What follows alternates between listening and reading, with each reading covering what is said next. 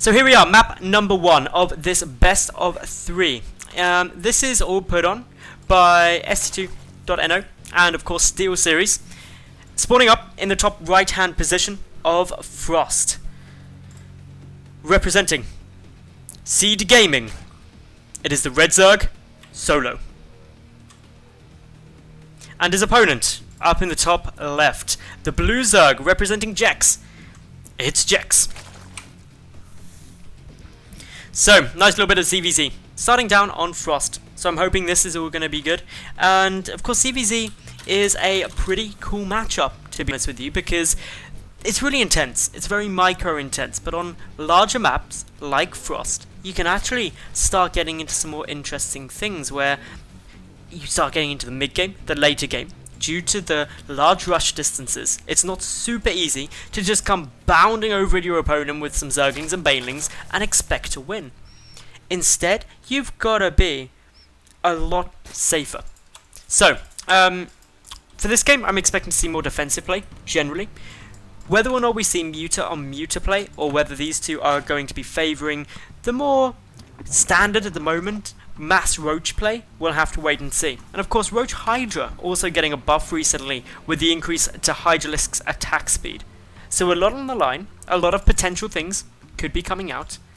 A little bit about what is on the line. The top 4 players from each group actually advance forward into the Premier Division, where there's a decent amount of money on the line. There's going to be 2 seasons of this put on by Games to God, and the 2 seasons in total have a combined prize pool of $6,700. So that is a pretty good prize pool going up here, especially when there's only 8 players here. So for the moment we've got gases and pools coming down for both players. Their spawning pools are actually very similar in time. The gases is where the biggest difference is. For the moment, Kjeks is opting to open gasless, whereas SolO is taking his assimilator now. What that means is predominantly that we're going to see SolO end up with Zergling speed out sooner. We do see that Kjeks is moving an Overlord over there. Apparently one of the observers is unfortunately getting a little bit of lag issues, so hoping that will be resolved nice and fast. Kjeks though, he's going to be able to get a nice little scout out, see that the gas has been taken, and as a result of this he's going to know that his opponent is at least getting Zergling speed down.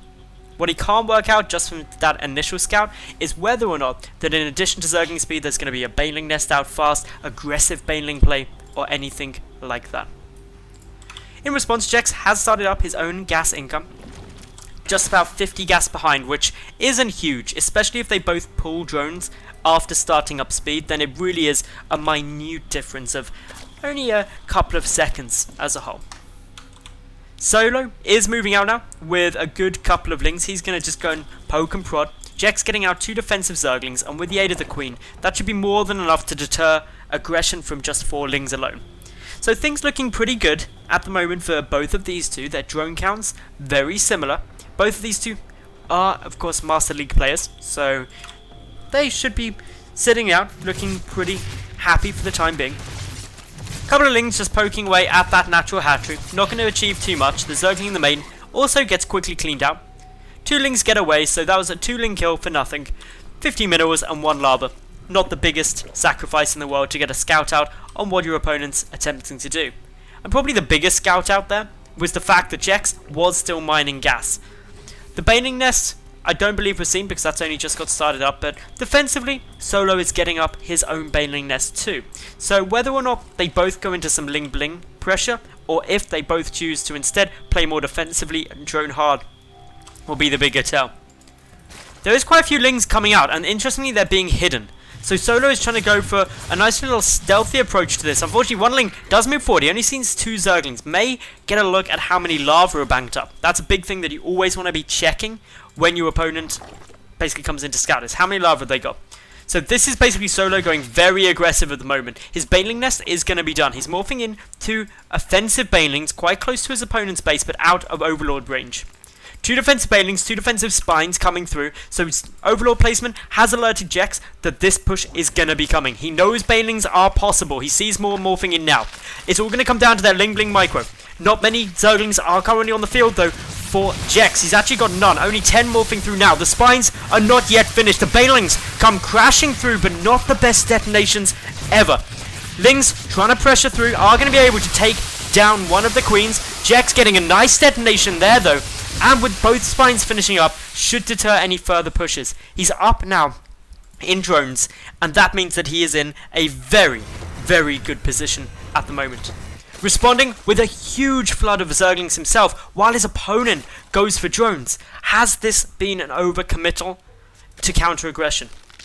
Really, it's going to come down to whether he can do damage or not. These Zerglings now have to do a lot, especially after 2 spines were also forced. That's a significant number of resources, as well as those 2 drones. Rotoron and Evo Chamber coming down, completing this wall off here, bar a tiny little gap where there's already Banelings ready and waiting. The Zerglings have got to be so careful if they move in. That could be a massive hit, but quick reactions from Kjeks keeps him alive. 2 Banelings waddling forward, Spine Caller nearly down the Queen, solidifying up the wall on the north there. I didn't actually realise there was a gap there, so that's a little bit frustrating. Another Evo Chamber coming through, but unfortunately, a Queen is going to get taken down now. 1 spine finishes up. The Banelings need to make sure that they are ready to deal with this, if at all possible. But the Rotoron should now fall, leaving a gap. There's a lot of Banelings there. SolO being as safe as possible. 2 Banelings making their way forward. They could get some nice detonations. A lot of drones go down there. I believe that was 4. Yep, it was. So 4 drone kills. Very nicely done there by Kjeks, who retreats back now. He's up by 5 workers at the moment, and he's also starting up his lair. Over on SolO's side, he's continuing in, trying to get his Rotoron up yet again after it was picked off by that wraparound of Zerglings, meaning that he's a little bit behind in the tech that he was aiming for. I'm also really excited to see what Kjeks is going to be doing with this lair. He is up to 4 gases, and he's banked up a decent amount already. Generally, that suggests Mutalisks. 4 gases are required to pump out a decent number of mutas, but aren't required that early if you're going to be going for a roach-heavy composition. Mutas may be very effective up against SolO. He doesn't have any anti-air, bar queens at the moment, and if you catch your opponent off guard with Mutalisks, it can cause them quite a big headache actually. So Kjeks, he's just moving in, going to try and take a peek at what's happening, sees a lot of Banelings moving out here, and knows that the Rotoron is complete. Couple of Banelings waddling forward, one gets poked pretty hard though, so has to back out. And over at really Kjeks' side, he's just adding in a ton of spines, so this is definitely now going to be a Mutalisk play. There's no other reason to get that many spines down defensively. He's wanting to save as many resources as possible. Kjeks also has these Banelings. Good number there, and actually the second Baneling hit wasn't ideal. If it went off on those aggressive Banelings, it could have been massive. But now, a Zergling at a time just going to get sacrificed, which is still a nice trade. But Roaches are following this up. The Spire is only a quarter done. Still a long way until any mutas are going to be out. And that means these Spine Crawlers do have their work cut out. They've got to commit heavily to defense. A lot of Roaches being forced as well, which isn't ideal. But as a result of this much commitment into defensive units and defensive structures, I don't think Kjeks is going to die. He may lose his third though, and that's something that he would have preferred not to happen. +1 missile attack about to kick in now for SolO. Just trying to get as much damage down as possible. This is an aggressive play though, and with so many spines up, I'm not sure how well it's going to go. These Roaches getting poked down steadily. They do have +1, but that's going to be an awful lot of defensive power for Kjeks. Unfortunately, none of it is at the third base though, so that gets picked off nice and simple by SolO, and he has to be exceptionally careful now with really what he does in terms of aggression, because he's going to know with this many spines that it should be Mutalisk play. Generally, that's what you're going to see. So I'm hoping that SolO adds in a couple of Spore Crawlers soon. He hasn't scouted the main to know about lair timings or anything, and that means he's playing a bit in the dark, and that's a very dangerous thing to do. Those 11 Mutalisks are about to pop out though, with 12 and 13 follow hot on their wings. Should be able to cause a decent amount of problems though. Now revealed, Spore Crawlers instantly getting started. This will act as a bit of a stopgap to save you a bit of time in order to try and mount a proper defense against mutas. But the spores, being static, aren't ideal. But if a Mutalisk does get in range, it really hurts it. So, a couple of Roaches now getting picked off on their retreat. This is basically free damage that's being achieved at the moment by Kjeks. That's going to be good for him. He can just continue to force this back. Should also try and prioritize a couple of overlords. Any that are still free out on the map. 1, 2 are out. Third should get taken down as well. There's really no way to save this from this number of Mutalisks so early on. But what SolO's doing is just going aggressive. And I'm not sure that's... Okay, he's pulling back. I was going to say, going aggressive against this would be a really dangerous decision. Because frankly, the Mutas are going to be able to pick off a decent amount before it even gets over there. And while the third base may die, the natural is so secure that it would never get taken down. Kjeks adding in some more defensive Zerglings. The Roaches just getting torn apart here. And Kjeks is looking to be in a very good position. He's up by roughly now 30 odd supply, which is quite substantial in a mirror matchup. He's up in workers. And while this third base is still alive, there's a lot of Lings coming over to deal with it. And as long as the spores get taken out effectively, the Mutalisks can really do the rest. Spore getting engaged head on, that's a bold move. Does mean though that now there's nothing to defend this third hatchery. The Roaches get taken down, and Kjeks will be able to deny seed that third base of income. SolO, he's looking to basically add in pathogen glands. He's slightly ahead on that timing. And if he does get some good fungal growths over spores, he'd be in a very, very nice position. So waiting to see exactly what SolO does. He's already upping his queen numbers up to 6, which means he's got more anti-air. Not though opting for any Hydralisks. Hydralisks can work really well against Mutas, but you need a fair few of them. And also fungal growths as well. But now Kjeks is going down a dangerous path where the audience will either love you or hate you. He's getting down swarm hosts. This is a great way to start sieging up into this very defended position and deal some free damage. He's got the Mutalisks as the agile harassing force. And then if he gets the swarm hosts for the slow push with their locusts and kind of never-ending swell, it can be extremely potent. So a queen getting picked off here, and this is actually some really nice targeting, but a great fungal growth hits a lot of the Mutalisks. Unfortunately, not by any spore callers, so chain fungals will need to be used. Gonna have to get a few more down, but this 3 alone won't actually be able to kill the Mutalisks. So they can just back out. And that's the trouble with infestors alone. 4 fungals would have killed off these mutas if they were chained perfectly. But now with no energy on the infestors, actually Kjeks is in a very safe spot. He's got his third up. He's currently floating 13 more workers than his opponent, which means he's got a better income, especially when you factor in that he's got these 2 additional gases. Although a slight slip up here, he's got 6 workers on one gas and none in the other, so something that needs to get corrected. Another good fungal coming through there, and of course over the spore crawlers that will deal a lot more damage. A few mutas have been killed. In total, 5 mutas have died so far this game. But now out come the swarm hosts. This is where Kjeks is going to be looking to just slowly siege up his opponent, wear him down, damage him to the point that he can't secure up the third, and slowly he gets worn away with what little resources he has available. So, the swarm hosts now in a good position. They've got enduring locusts, and there's a lot more on the way too. I'm really liking this composition, and it's going to be very difficult for the roaches and infestors to stop it, because any fungal growth used against the locusts is basically spending energy to kill off 3 units. It's not worth it. But if the roaches engage as they did there, they take damage. That doesn't heal up quick, and the numbers will slowly get taken down, so you're trading resources for 3 units. Either way, it's a bit of a lose-lose situation, unless you can take out the swarm hosts themselves. So these locusts now pushing forward, we've got more on the way. Kjeks having to fare off 1 lone Zergling to see if a 4th has been taken. But the locusts alone are looking pretty damn scary. Pushing in steadily. SolO needs to find a way to answer the swarm hosts, because everything he loses here, losing Infestor though as well, everything he loses just tilts the resources lost massively into Kjeks' favour. And he's also up in terms of his economy too.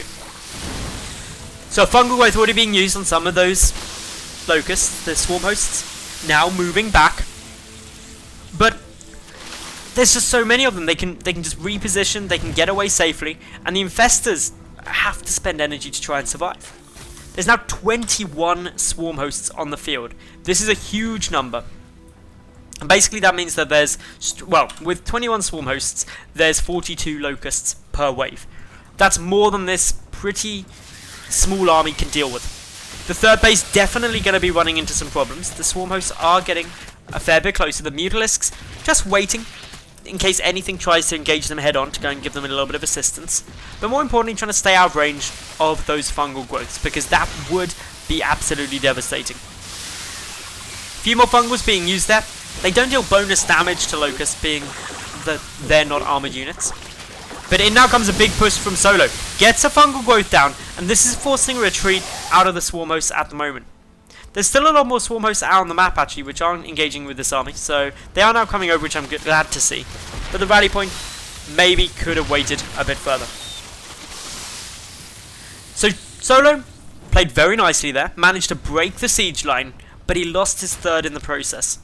Losing that third base could be devastating for him, because Kjeks, he's just got up his fourth. Now 2 bases up, the main base of SolO is mined out, so it's effectively 1 mining base compared to 3 mining bases.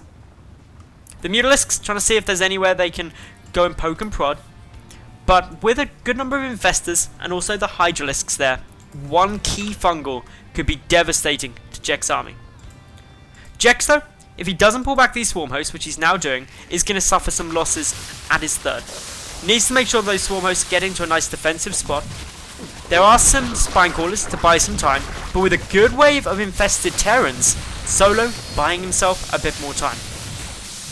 Also, just by pressuring like this, he's buying himself more time than he otherwise would have been, because the swarm hosts have had to reposition, and when they're unburrowed, they're very slow to move, and it takes a long time. And that's one of the disadvantages of swarm hosts, is their immobility. They can't easily get around the battlefield or away from a dangerous situation. This could be a bit dangerous though for SolO, and he identifies that. Backs away, doesn't want to engage what is now 52 locusts per wave. Having to spend a couple more fungal growths on this, which again isn't ideal. Anytime you spend energy, it isn't perfect. The Mutalisks though, dealing the big blow. Forces a cancel on the third, yet again. A couple of overlords there could have got taken out for free. A push in now from SolO, up from the south, but the locusts there ready to greet him. The fungal growths are quite good on those locusts, but they're still able to push through, get a couple of kills. The next wave is going to be coming out shortly as well. This adds a lot more difficulty to SolO to try and go through, because this wave, the wave he just killed, didn't really cost, well, it didn't cost anything to his opponent. The Mutalisks though are getting a bit too bold, nearly get all taken out. Luckily no energy on that infestor in order to fungal them, but they survive, back out. The Mutaflock only at 14 currently though, thanks to those Hydralisks.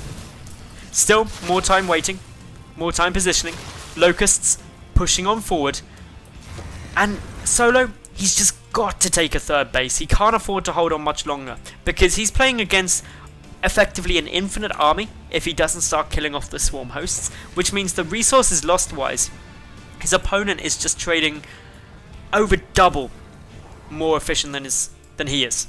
And when he's got less of an income, he just cannot keep that up. Drones getting pulled down here. Not sure what they're up to. Just going to come in with the army. The swarm hosts, locusts, get fungled yet again. But that leaves these infestors with very little energy remaining. Only 1 fungal, I believe, is currently available in SolO's army. The swarm hosts have backed out. The 4th base, though, looks to be the target of the red Zerg player.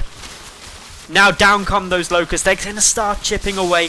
Gonna be slowly working through. The 4th does die, which is a nice little win there for SolO. But the locusts are still dealing so much damage. It's now 100 supply advantage for the blue Zerg player. And GG is called. Kjeks takes game number 1 of this best of 3.